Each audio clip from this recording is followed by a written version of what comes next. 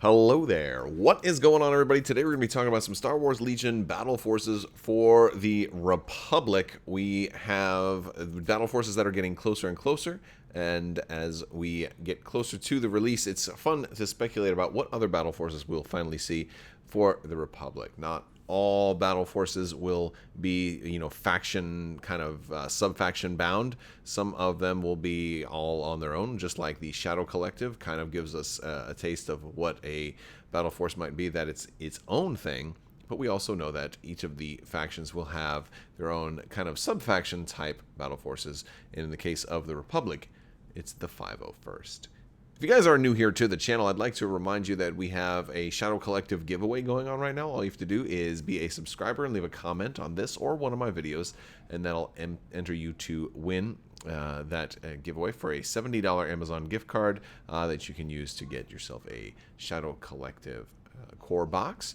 Also, I want to thank today's sponsor, Luxury Playstyle. They have amazing full metal tokens for Star Wars Legion. You're going to absolutely love these tokens.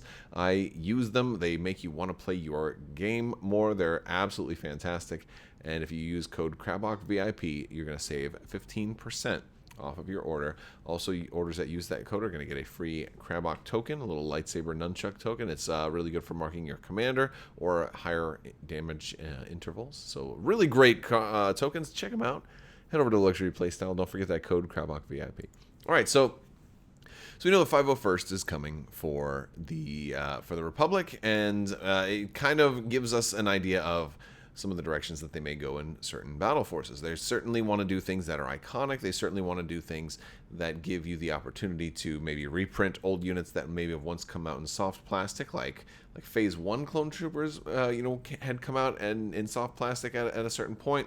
Phase 2s, are probably going to be more prevalent in the, in the 501st. I think you're going to see a lot of different battle forces for the Republic over time, but it's hard to really think about which ones are going to have immediately, especially if the 501st is an indication. Are they just going to go with different types of numerical units or basically military?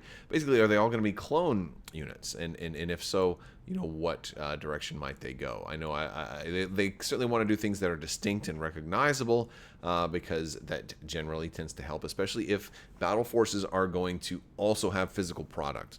If every battle force, which I don't know if everyone, but presumably most of them will also have some type of battle box associated with them that you can kind of purchase as a partial starter or a kind of bonus pack.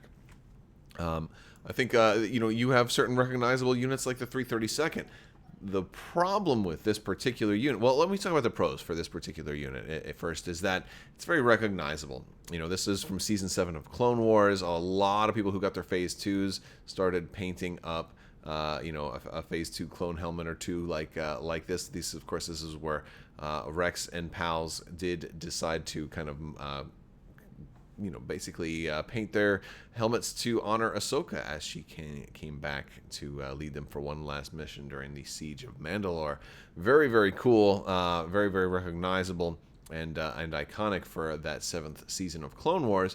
And I feel like this kind of works, but there is one big problem in that I feel like the 332nd is already...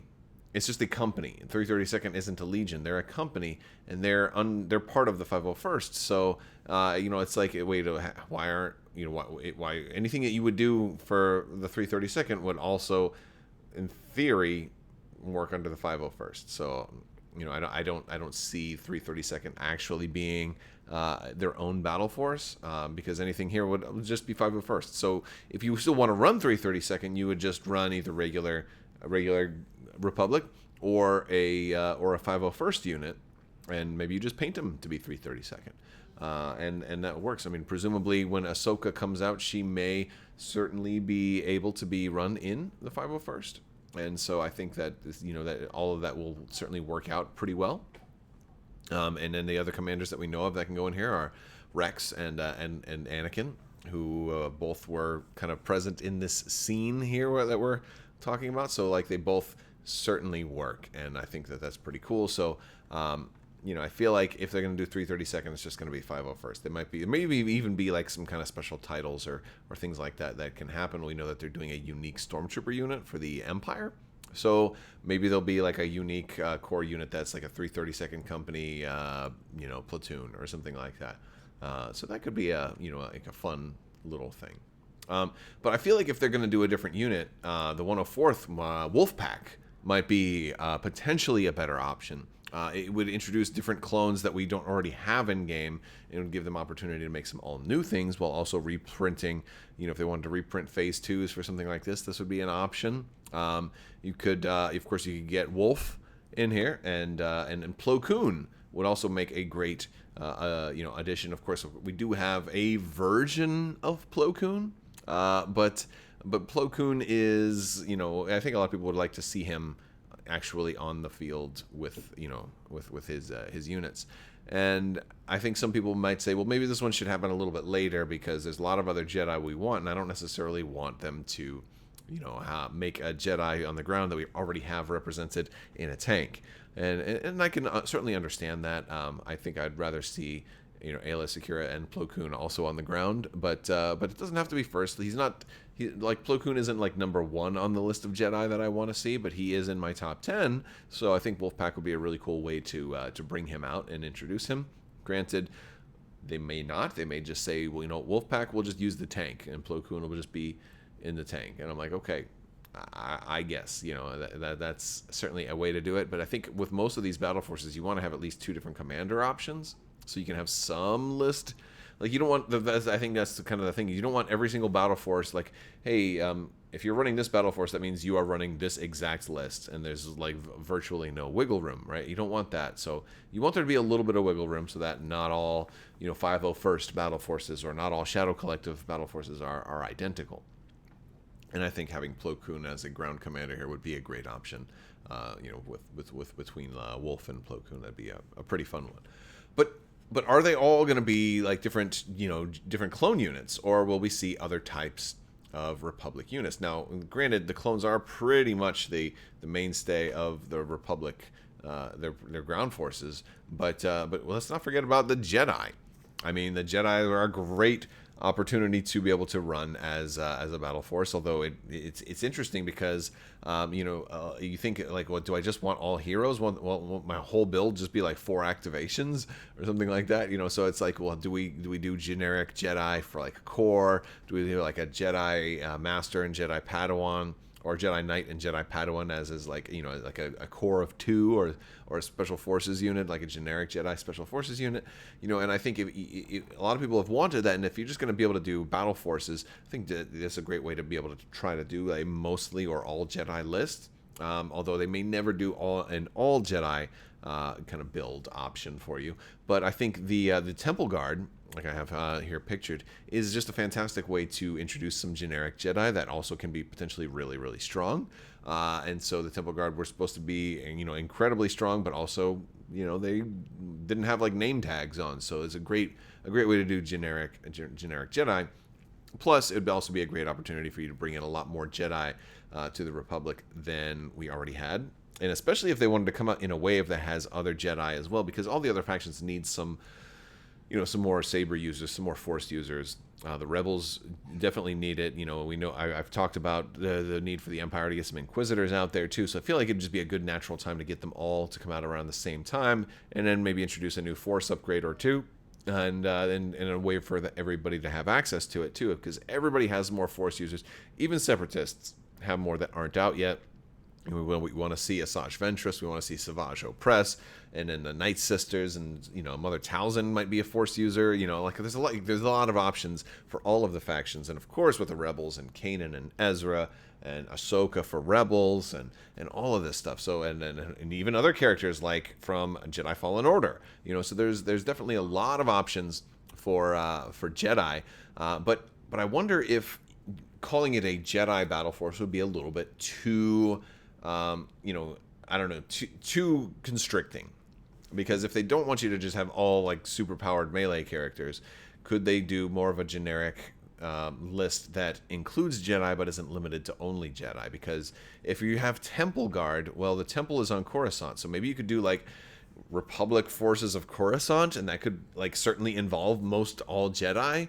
Mostly, maybe not 100% of the Jedi, because there's some Jedi that weren't very on Coruscant very much. But generally, like if you think about the Jedi Council in Coruscant, you had the Senate Guard, and then that would be a way for Padme to potentially go into there, and that might be a little bit too much. Maybe she'd be too strong in her current form to be. Although to be fair, if it's a Senate Guard, Padme was never in the Senate anyway. She was always out on a battlefield somewhere. She was never actually doing her job. She was always playing commando. So, and I would actually love it if Padme weren't allowed back in when they come back. Like, oh, Miss Amidala, did you want to join the Senate battle force? Tough.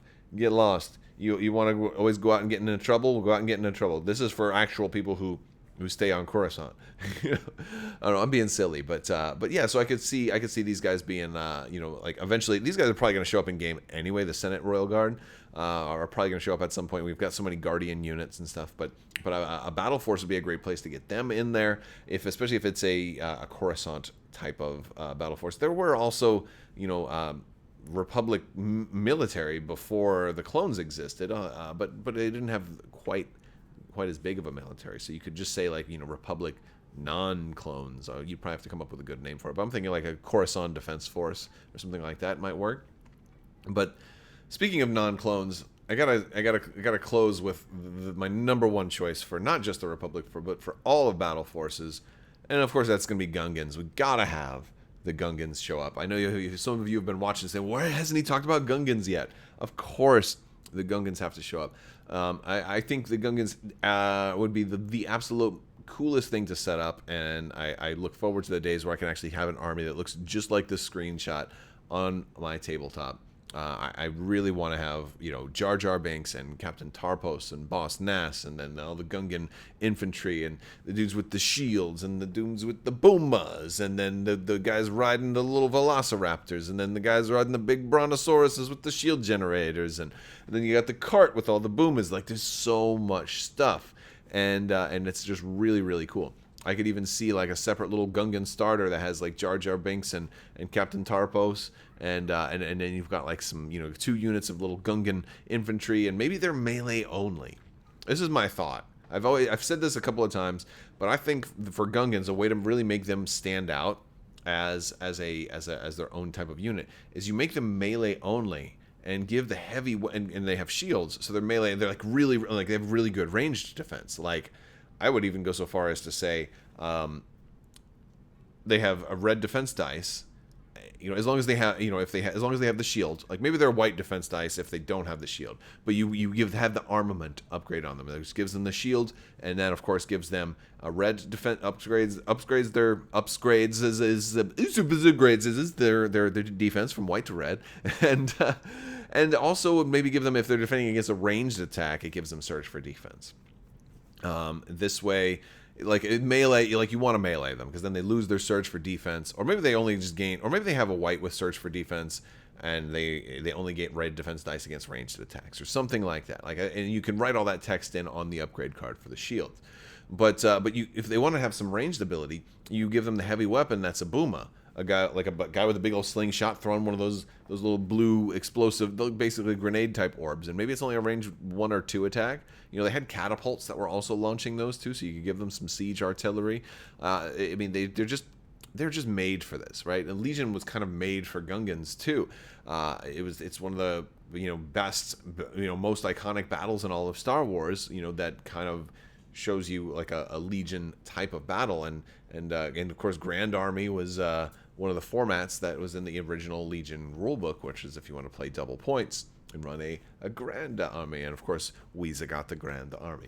But you don't even have to limit it to only Gungans, because you could actually, instead of just calling it Gungans, you could call it Naboo Defense Force, and that would of course allow for lots of stuff. You could get the Naboo Guard, which there wouldn't be as many of, but you could fit a lot of cool stuff in there, and that would really allow you to get the entire episode 1 kind of thing. And by the way, if we don't get Boss Nass holding this orb as a 1-pip, like this should absolutely be the art for a 1-pip for Gungans, because he's literally holding up the 1-pip. I mean, right there, like this has to be the 1-pip, right? the orb of friendship or something like that, and maybe it does something for like all your forces gain a surge and stuff like that. Who knows? You know, I have no idea what this is like one of the biggest unsolved mysteries in all of Star Wars. What the heck was that thing? And how cool is Boss Nass now? Like, does he get to shoot laser beams? Like, how cool would it be if they made a mini for Boss Nass and he had this orb and he gets to shoot lightning bolts across the battlefield and he's just melting people left and right. Use a go boom boom now. You know, like that'd be. I'm gonna have a headache for shaking my head a little too hard there. It'd be pretty cool though. All right, but I want to hear your thoughts. What did I leave out? What other battle forces do you think we could see for the Republic specifically? And what do you think would be included in them? If you haven't already, also join the Discord. We have a great Discord that's very family friendly. We've got links for it in the description below. Also, you can head over to crabbok.com and check out some free content in there. We've got the Palpatine Ultimate Epic Encounter, and then of course the Legion AI system are all there for free for you to check out. So definitely head over to crabbok.com, check those out. And that's going to do it. I will talk to you guys later. I want to thank you all so much for hanging out with me today. Big thanks to my patrons. You guys are absolutely amazing and help make this channel possible. So thank you for your continued support. May the Force be with you. Live long and prosper. So say we all. And party on, dudes.